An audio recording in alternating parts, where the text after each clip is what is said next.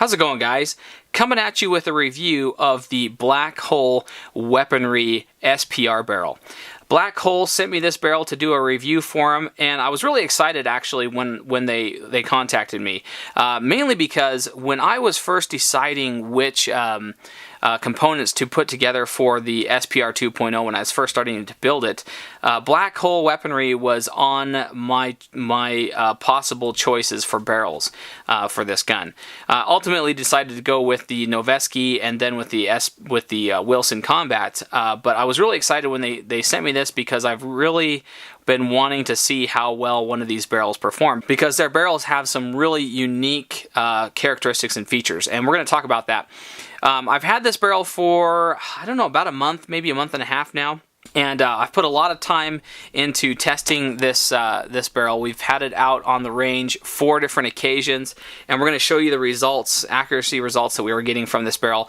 But first, let's talk about some of the unique components. What makes the Black Hole Weaponry barrels special? Now, the steel that the barrel is made out of is 416R stainless. So just like the Noveske, just like the Wilson Combat, all the same steel material.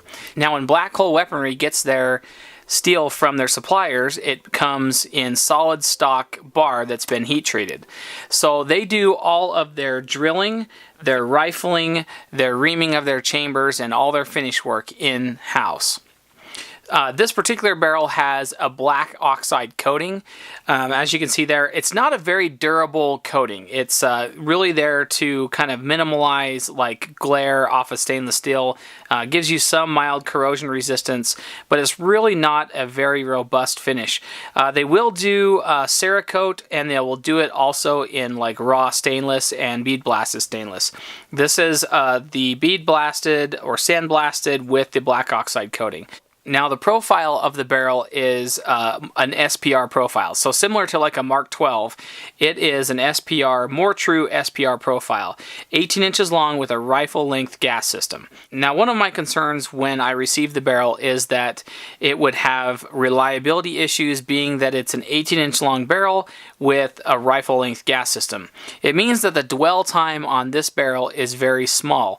Dwell time is defined as the time in which the bullet has passed the gas port but has not exited the barrel, meaning that the barrel is behind the bullet is pressurized, allowing for gas to be bled off of the barrel into the gas tube and put back into the action to cycle the action. So there's a small dwell time with the Black Hole Weaponry barrel.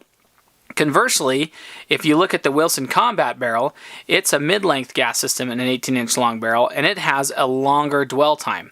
So in order to compensate for that, Black Hole Weaponry has opened up the gas port to a 0.1-inch gas port, whereas on the other side, Wilson Combat has a 0.081-inch gas port. So it has about a 20% smaller gas port over that of the Black Hole Weaponry. So what it does is, because there's a shorter dwell time, they've opened up the gas port larger to allow for more gas during that period of time to come back and cycle the action. Now, I've had about 350 rounds through this barrel, and literally I've had 0 malfunctions shooting 1, 2, 3, 4, 5, 6 different types of ammunition. So I really don't feel that it's a reliability issue. However, I'm also running the A5 stock system by Voltor in this, which is a rifle length gas spring and a heavy buffer. So there is, maybe a little bit of a good combination with these two. However, I think that it won't be much of an issue. You have other SPRs out there that do the same exact thing, rifle length gas system on an 18-inch barrel. Now, I will say that the recoil impulse on this rifle is fantastic. In fact, I thought there might be something wrong with it when I first started shooting. I ran some of this Fiocchi through it, and it seriously felt really weak on the recoil, but what it was literally just that better amount of gas coming back and just cycling the action in a very, very non-violent way. So it really, really shoots well. In fact, as you see the setup right now, it's probably the nicest recoiling AR system I have ever fired. Now, what makes Black Hole Weaponry kind of unique in their barrels is that they use a caudal rifling. So what caudal rifling is it's a polygonal rifling. And I'll put an image on the screen so you guys can actually see the differences between traditional rifling and the caudal style rifling. And what it does is it makes for a better gas seal, so you should see an increase in velocity, and it also disrupts the bullet less, okay, than traditional rifling. So this has a 3R rifling as well. So it's a 3 lands and grooves kind of. So it has 3 bearing surfaces. Let's just say that. The rifle twist with this barrel is 1 8, which is really my favorite.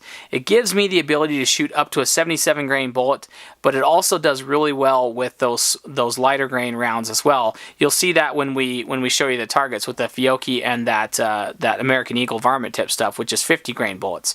So I really like the 1 8 twist rate. It really is a good hand loader's twist rate, but it's very versatile as well.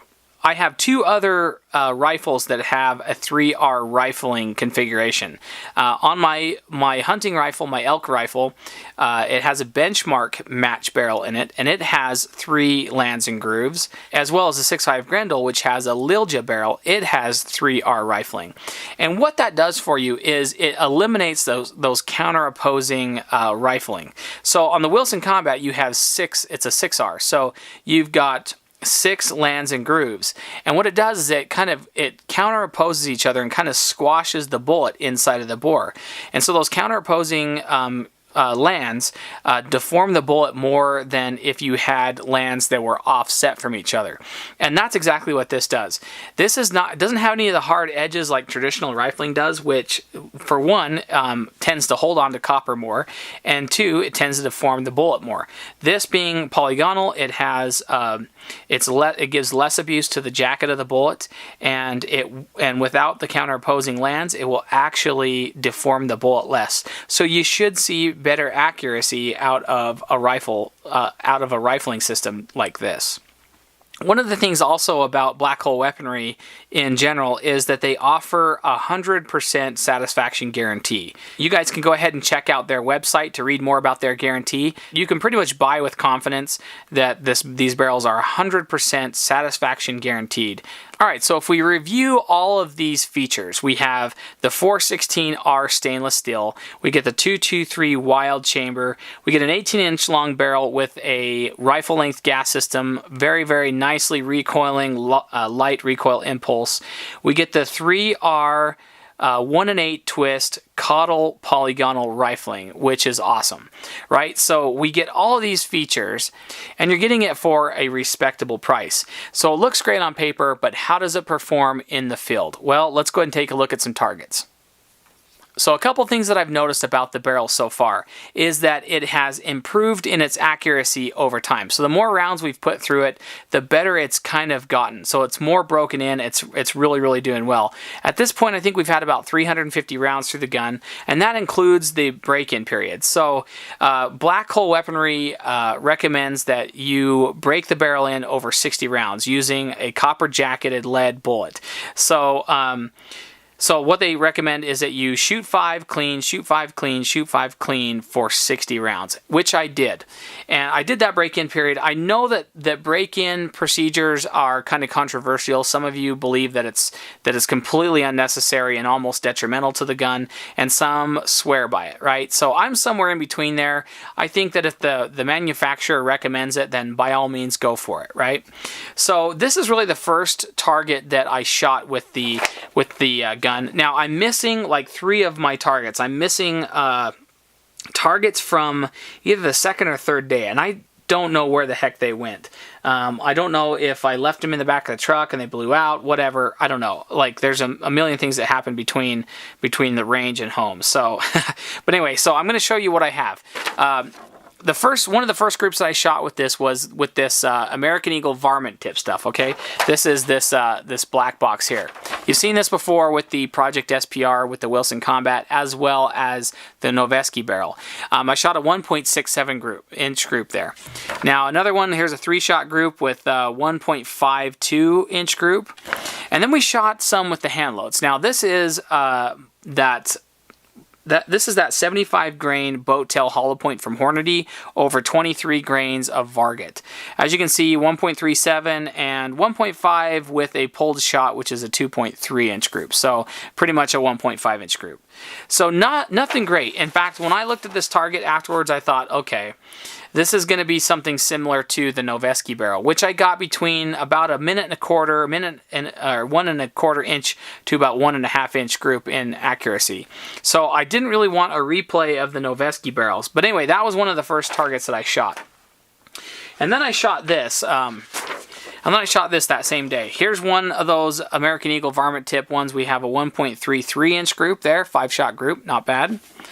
And then I shot this load right here, which is the Sierra Tipped Match King. This is a 77 grain bullet, and I'm using different powder. I'm using this powder right here, which is the IMR 8208 XBR. And the reason why I switched with this powder is because it's a bit more temperature insensitive.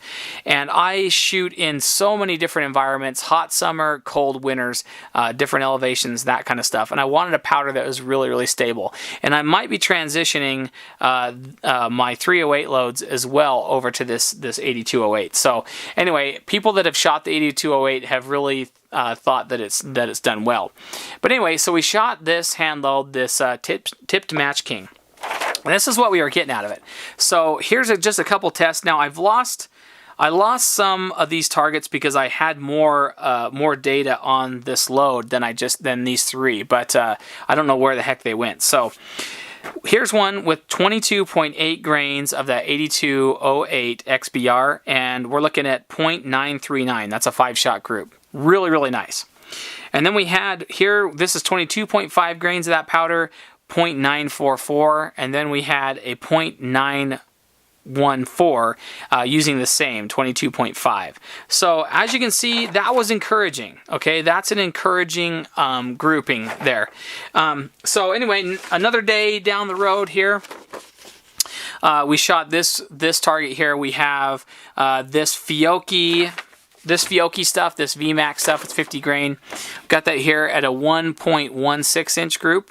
Okay, and then I think, is there another one of those on here? No, that's the only one. Okay, that was the only one of that.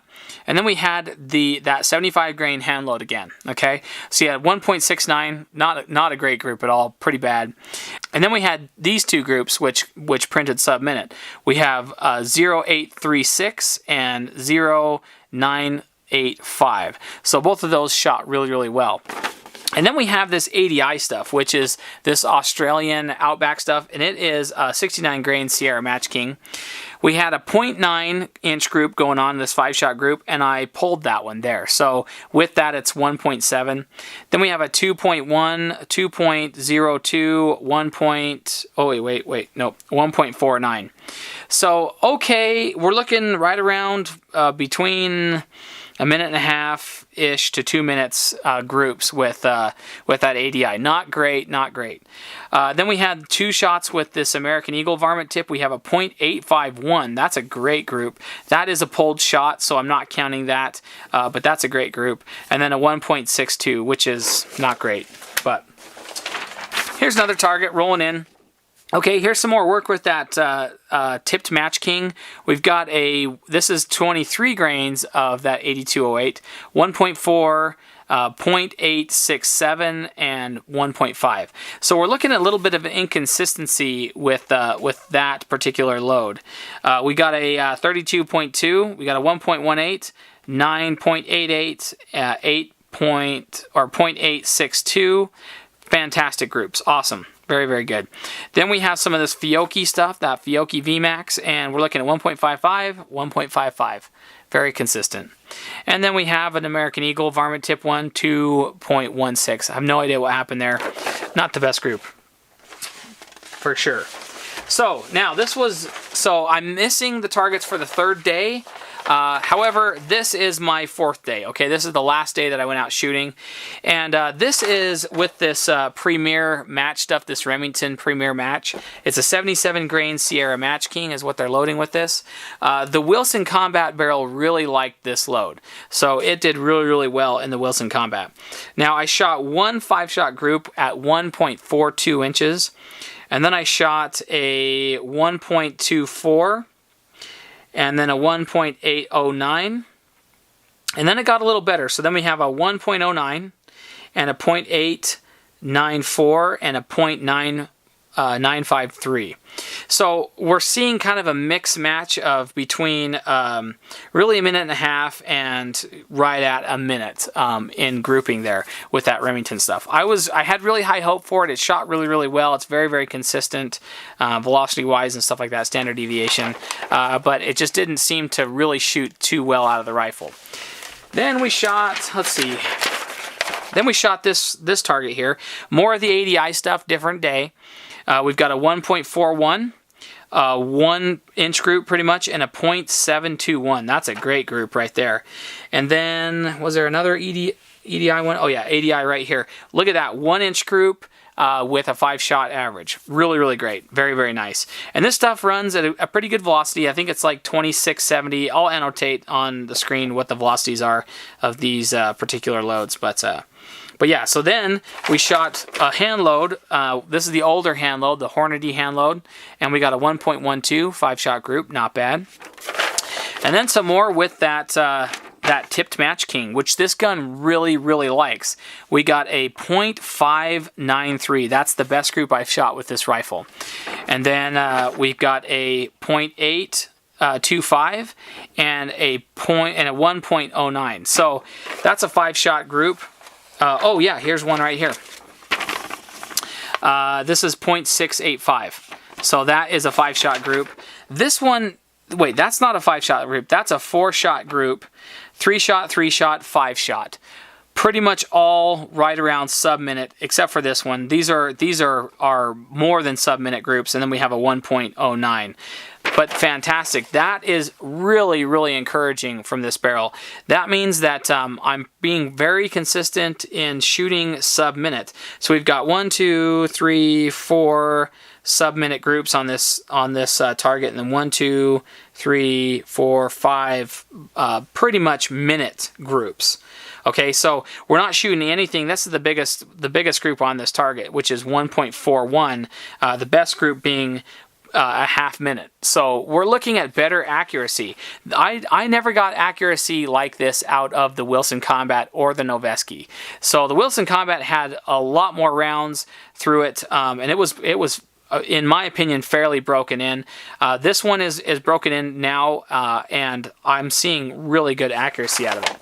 So let's go and show you I think this is the last target I shot that day. We're looking at, here's another one of those ADIs, 1.32. Okay, and then we got a 1-inch group with the Fiocchi. Pretty much a 1-inch group, a 0.995 with that Hornady hand load. That's the 75 grain hand load. Check that out. That's a 5-shot group. I never got anything like that from the Wilson Combat. Here's a 5-shot group with that Fiocchi, 0.983. Awesome. Here's one with the Fiocchi. That's a 3-shot group, 142. Here's an ADI one. That's a 5-shot group or 4-shot group, 1, 2, 3, 4. At least that's a 4-shot group, 1.12. So that's good. That's good. And here's another Fiocchi one right around an inch.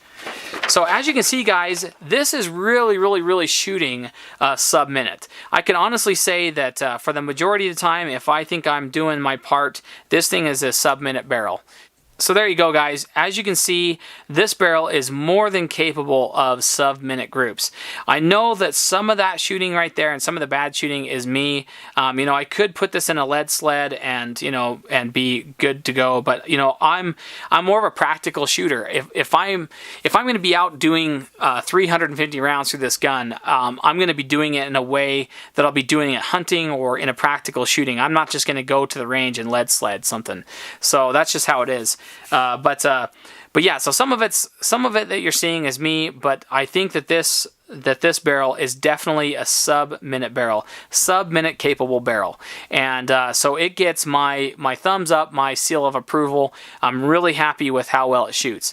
Now, if I had to place the barrels that I've had on this gun in order of preference, right, I would say that, for one, the Black Hole weaponry is definitely the most accurate. It's definitely the most accurate barrel that's been on this gun. So I prefer the Black Hole weaponry barrel for sure. It has a very, very good recoil impulse, and its accuracy is consistently sub-minute. If I do my part, it's a sub-minute barrel for sure. I would then go with the Wilson Combat in second place. I think that the Wilson Combat is it's a beautifully crafted barrel. I think that it's can be sub-minute with certain rounds, and I think it's a great barrel. And then after that, I think the Noveske. I really couldn't find a load that would shoot consistently sub-minute with that barrel, and I was really disappointed with it. And so, in order of preference, Black Hole weaponry first, Wilson Combat, and then Noveske for sure. So, anyway, guys, there you go. There's the review of the Black Hole weaponry SPR barrel. If you guys have any questions or comments about anything you've seen in this video, go ahead and leave them in the comment section down below. Don't forget, guys, to like and share this video with your friends. You know, there's a lot of time and effort that goes into these videos, and I really, really appreciate your support. You can also follow me on Instagram, Twitter, Facebook, and Google+. Instagram is probably the best way to go if you want to see some of the stuff outside of YouTube. And anyway, guys, thanks very, very much for watching, and we'll catch you guys in the next video. See ya.